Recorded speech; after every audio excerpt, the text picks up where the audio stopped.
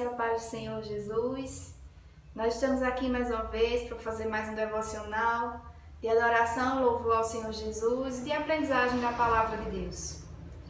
E aí nós vamos estar lendo lá em Tiago capítulo 1, verso 19, do 19 até o 27. O título diz: Praticando a Palavra. E aí o texto vai dizer: Meus amados irmãos, tenham isto em mente. Sejam todos prontos para ouvir, tardio para falar e tardios para irar-se, pois a ira do homem não produz justiça de Deus. Portanto, livrem-se de toda a impureza moral e da maldade que prevalece, e aceitem humildemente a palavra implantada em vocês, a qual é poderosa para salvá-los. Sejam praticantes da palavra e não apenas ouvintes, enganando-se a si mesmos.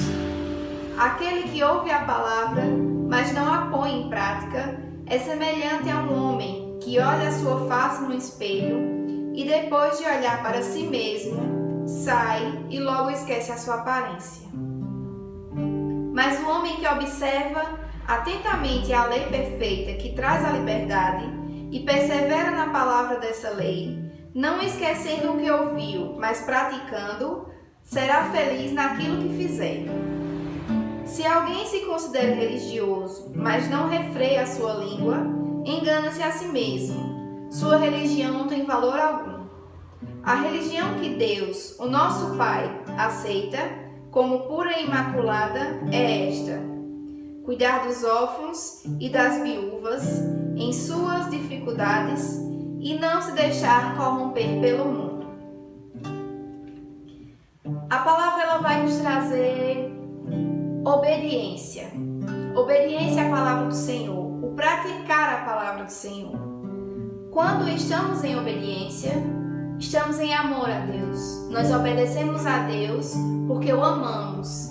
Então, obediência e amor a Deus é algo que tem que estar interligado, é algo que tem que andar unido, junto, como um propósito, para que nós possamos estar mais próximos de Deus, para que nós possamos estar praticando a sua palavra dia após dia, não ouvindo, como o texto fala, não ouvindo e esquecendo aquilo que a gente ouviu, mas praticando.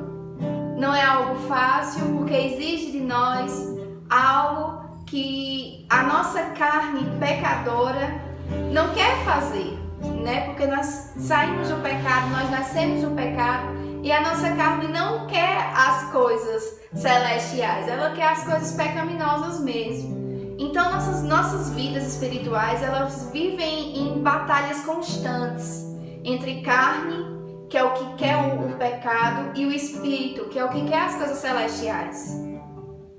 Então, a palavra nos diz que se praticarmos as palavras do Senhor, se praticarmos os mandamentos que Ele tem nos dado, nós seremos plenamente felizes em tudo que fizermos.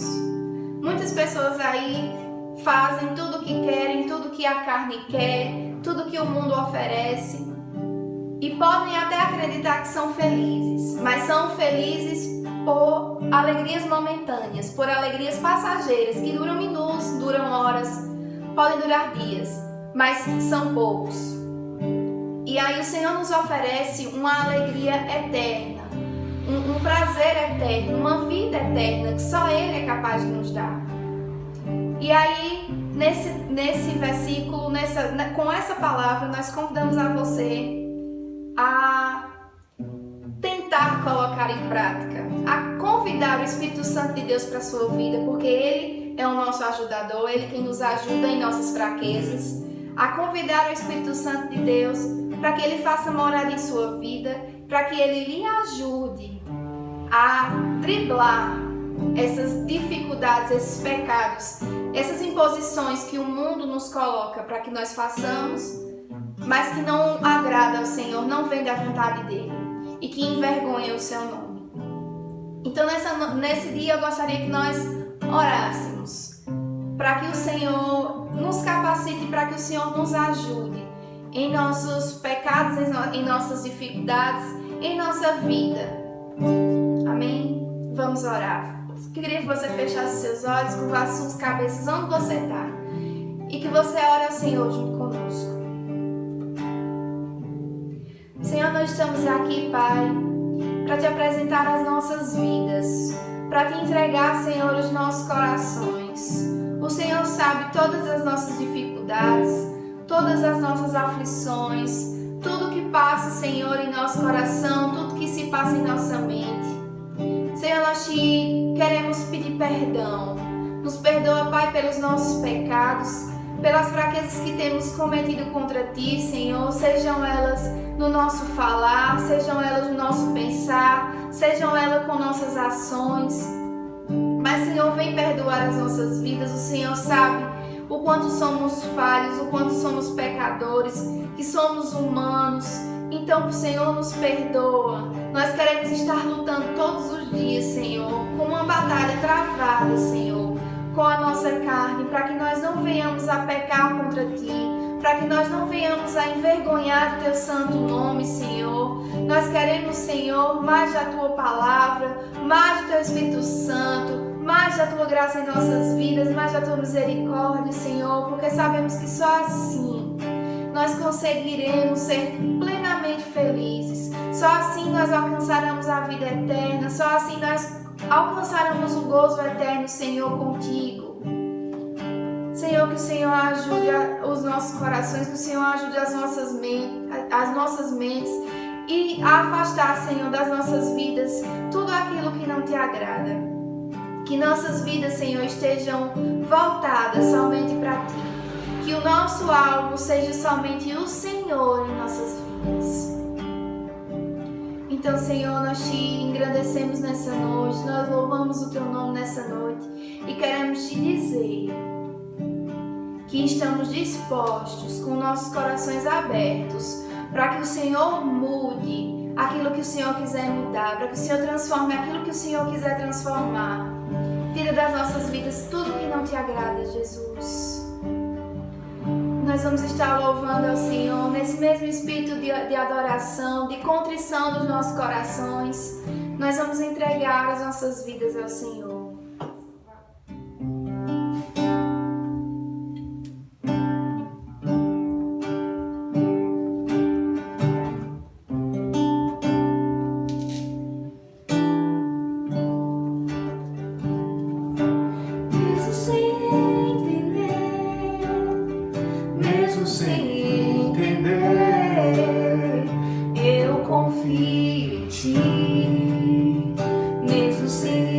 Entender, eu sei que é o melhor.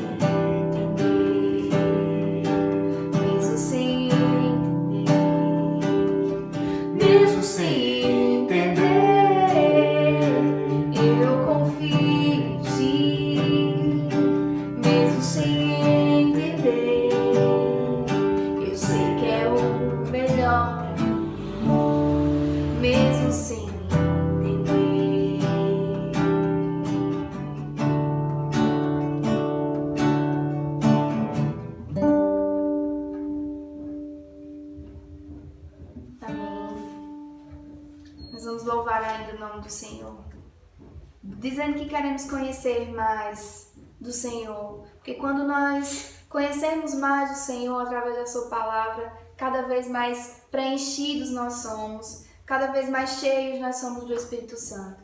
Então, que você faça desse hino, desse louvor, uma oração, para que o Senhor entre na sua vida, para que você conheça cada vez mais dele. Amém?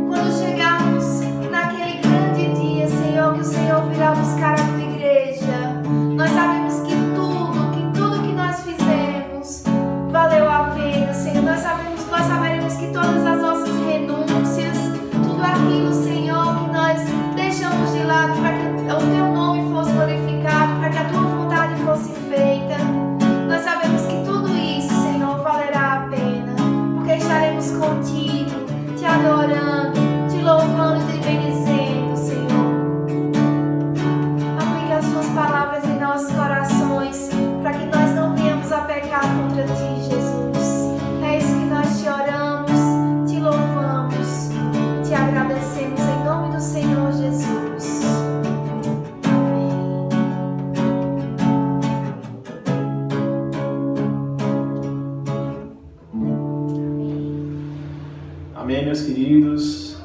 Dando continuidade ao nosso momento de adoração e louvor ao Senhor, gostaria de compartilhar com os irmãos um texto da Palavra de Deus que está lá em Êxodo, capítulo 20, verso 3 e 4. Diz assim: Não terás outros deuses além de mim.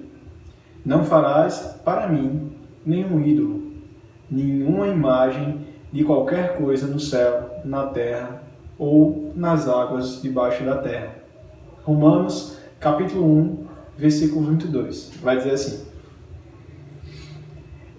Inculcando-se por sábios, tornando-se loucos, e mudaram a glória de Deus incorruptível em semelhança da imagem do homem corruptível, bem como as aves, quadrúpedes e as. Amém?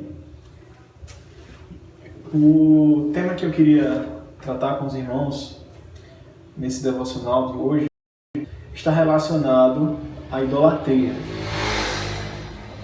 Idolatria é algo que por vezes é falado, mas temos a certeza de que muitas das vezes não é abordado de maneira tão aberta e tão clara. O texto bíblico ele é claro em relação à idolatria. Nós lemos no Antigo e no Novo Testamento, e em ambas as partes o Senhor ele condena esse tipo de prática, porque esse tipo de prática vai nos trazer malefícios que vão afetar a nossa alma, que vão afetar a nossa vida, que vão afetar a nossa comunhão com Deus. Nós devemos adorar ao único Deus, e ao único Deus verdadeiro, o Deus bíblico, o Deus que enviou o seu Filho para que pudesse morrer por nós. Nós sabemos quem é esse Deus. É o Deus criador de todas as coisas. Então, no Antigo Testamento se faziam e se adoravam muitas outras coisas além do Deus verdadeiro. Uma delas está relacionada aos animais, está relacionada aos deuses, como os deuses egípcios, que estavam ali arraigados na cultura judaica também, quando eles passaram 400 anos aprisionados, ou melhor, escravizados pelos egípcios. Também está relacionado a estátuas, a imagens, assim como no Novo Testamento. No Novo Testamento existia uma idolatria aos imperadores romanos, uma idolatria à própria lei, aos profetas, e as pessoas estavam rodeadas de coisas e de artefatos que eram adorados acima de Deus.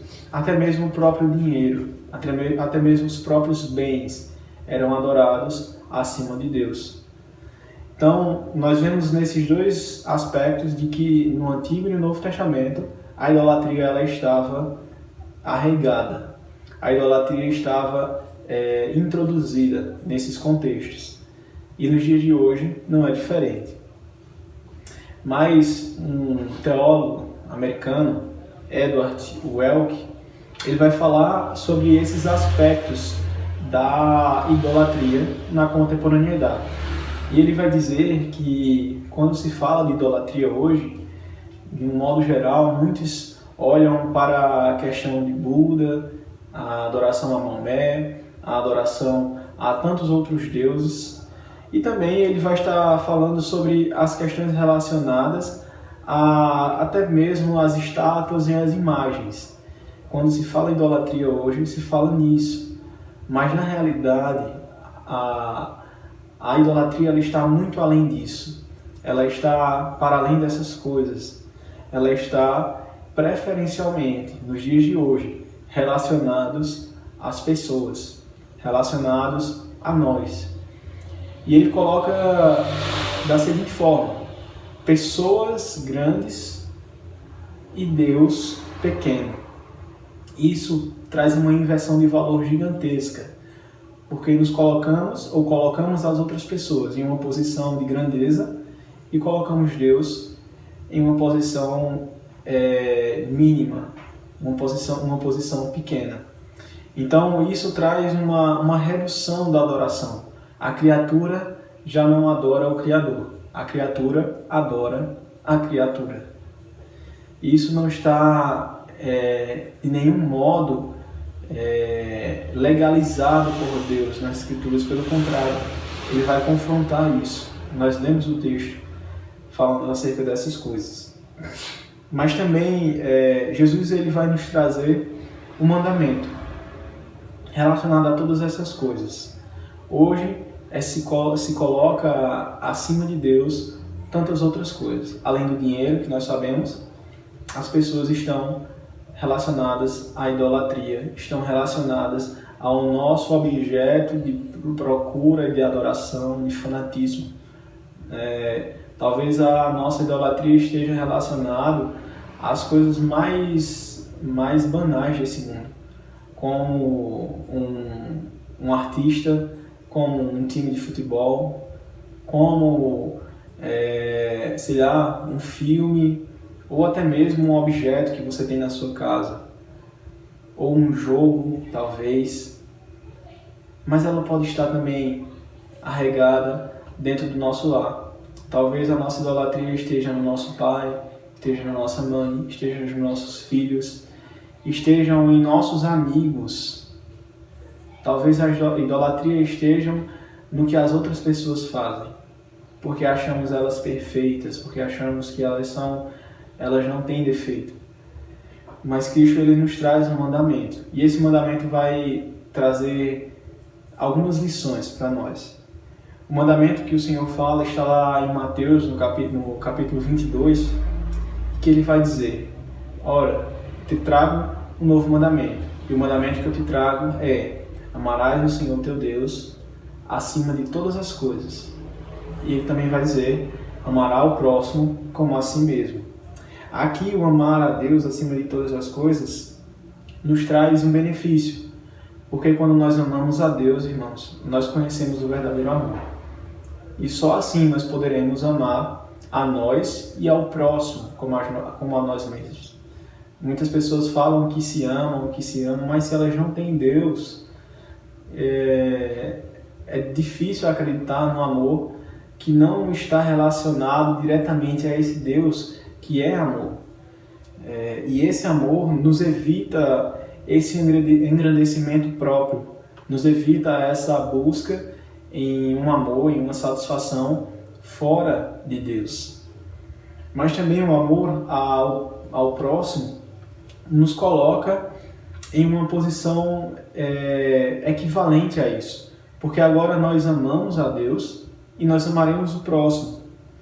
E aí, amando o próximo como a nós mesmos, não nos coloca numa posição de adoração, mas numa posição de igualdade. Também precisamos entender que nós não podemos nos próprios encontrarmos em adoração, como se fôssemos melhores do que os outros, como se fôssemos perfeitos. A nossa perfeição, ela não existe. Só existe um único que é perfeito, que é o nosso Deus. Então não podemos cair nessas armadilhas, em adorar o próximo ou adorar até mesmo a nós mesmos. O texto vai nos dizer que esse amor ao próximo é um amor de igualdade. Você ama o próximo porque você se ama. E por isso você o ama também.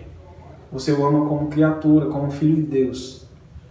E isso restabelece de maneira clara, de maneira ampla, o lugar natural das coisas. O Deus Criador, que é adorado pelas criaturas, e a criatura, que está na sua posição de criatura adorando o Criador. E isso é o que traz o equilíbrio dentro da nossa casa, dentro do nosso lar, dentro de uma sociedade. João Batista também, ele vai falar sobre algumas coisas, e ele diz: é necessário que ele cresça e que eu diminua. Isso nos coloca numa posição de igualdade, porque diante de Deus não podemos fazer nada, diante de Deus somos pequenos. Não que, pelo fato de colocarmos em igualdade, não que isso faça com que nós venhamos agora a desrespeitar as autoridades constituídas, como as autoridades públicas, como as autoridades policiais. Não estou falando isso. Nós precisamos, sim, respeitar essas pessoas, mas entendê-las, que eles são seres humanos, que essas autoridades, que esses atores, que esses ídolos que são levantados por nós mesmos, eles não são absolutos, eles são corruptíveis, eles estão entregues à falibilidade, eles irão um dia ou outro falhar, eles estarão submetidos ao erro, porque eles são criaturas. E com isso, nós devemos evitar essa colocação de que o outro ele deve ser mais adorado, de que o outro merece a nossa adoração, que merece o nosso louvor. Paul Washer, ele vai dizer uma coisa bem interessante. Ele fala, olha, quer saber, eu estou parafraseando, tá? Mas ele diz, quer saber como um crente se comporta, quer saber de fato como eu sou, quer saber e conhecer realmente a minha personalidade, conviva comigo. Aí sim você saberá quem eu sou. Às vezes nós podemos nos aparentar como imagens perfeitas diante das outras pessoas. E às vezes nós até cultivamos isso para que as pessoas vejam em nós uma perfeição. Mas é fato, irmãos, que nós não temos essa perfeição. Às vezes até mesmo na sociedade, na escola, no trabalho, na igreja, nós buscamos construir uma imagem diante das pessoas. Mas isso não é o principal, porque isso não diz quem de fato nós somos. Nós somos o que somos graças à morte e à ressurreição de Cristo, graças ao seu sacrifício. É Ele quem nos lava de todos os pecados. Nós precisamos entender que diante dele nós não somos nada. Nós somos infinitamente pequenos, menores do que o Senhor. Nós estamos perdidos sem a sua graça. Nós estamos perdidos sem a sua misericórdia. E diante de um contexto como o qual estamos vivendo, é importante que venhamos colocar as coisas no lugar. Porque muitas pessoas depositaram na vida de homens políticos, na vida de autoridades judiciais, na vida de tantas pessoas, tantas autoridades no Brasil, depositaram as suas esperanças e a sua fé. Mas hoje nós podemos ver que a fé dessas pessoas que foram depositadas sobre esses homens foram arruinadas. Elas foram colocadas por água abaixo. O Senhor, Ele não dá a sua glória a ninguém, Ele não divide a sua glória com ninguém. Nós precisamos compreender de que a nossa esperança precisa estar num Deus poderoso, num Deus que é infinito, um Deus que é incorruptível, um Deus que nos agracia com a sua bendita misericórdia. Só Ele pode nos trazer conforto, nos trazer alento e nos trazer esperança. Só Ele pode preencher o nosso coração. Só Ele tem o poder de nos trazer a paz, de nos trazer a tranquilidade, de nos trazer a calmaria. Então, se existe algo ainda em você que precisa ser mudado, eu gostaria que você fizesse uma autoanálise hoje sobre a sua vida. Aonde está a sua esperança? Talvez a sua esperança possa estar em um político, talvez a sua esperança esteja em alguma autoridade, talvez a sua esperança esteja em uma vacina, não sei. Mas, irmãos, nós precisamos entender que todas essas coisas, elas são válidas. Não estou falando que isso é pecado. Não estou falando que nós não devemos desacreditar de todos. Não. Mas nós precisamos entender e colocar as coisas no lugar. Saber que essas pessoas, que as coisas que são constituídas nesse mundo, elas são absolutamente corruptíveis. Elas não são absolutas, elas irão passar. Mas o nosso Deus não irá passar. Passarão os céus e terra, mas a palavra do Senhor permanecerá firme pelos séculos dos séculos. Então que a sua esperança esteja depositada na pessoa certa, esteja depositada no Senhor Jesus Cristo, esteja depositada em Deus. Só eles, só o Senhor pode nos trazer a paz, só Ele pode nos dar a esperança. Então que você reflita sobre isso. E se você ainda não decidiu amar a Deus acima de todas as coisas, se você ainda não decidiu adorá-lo e entender que só Ele pode fazer aquilo que nós não podemos, me peço que você possa estar orando comigo essa noite. E nós vamos orar pedindo a Deus que possa aquecer o nosso coração, para que Ele esteja conosco, para que Ele possa nos dar o privilégio de vivermos nesses tempos confiando no Senhor, absolutamente nele. É Ele o nosso refúgio, é Ele a nossa fortaleza, é Ele o nosso socorro bem presente na angústia. Amém? Vamos orar. Senhor nosso Deus, nós te louvamos, Pai. Nós compreendemos que muitas coisas, Senhor, foram levantadas por Ti, Senhor. As autoridades, os médicos, Senhor, todas as relações sociais, Pai, e todos os poderes constituídos foram dados graças à Sua permissão, Senhor. Mas nós precisamos entender também, Pai, que essas autoridades, elas não são absolutas quando são colocadas diante da Tua palavra, Senhor. A nossa prioridade precisa estar na Tua palavra, Deus. A Tua palavra é o nosso refúgio, Pai. A Tua palavra é o nosso guia, a nossa direção, Senhor. Por isso eu te peço, nos traz essa consciência, Pai, de entender, Pai, de que só o Senhor pode fazer aquilo que nós não podemos fazer, Pai. Só Tu podes, só Tu és, Senhor, o Deus merecedor de toda honra, e toda glória e toda exaltação, Senhor. Que a nossa vida não esteja, Pai, não esteja balizada, Senhor, não esteja alicerçada em ídolos, Pai, em idolatria, Senhor. Que a nossa vida esteja de fato alicerçada na rocha, Pai, que é o Senhor. Que nós estejamos firmes no Senhor.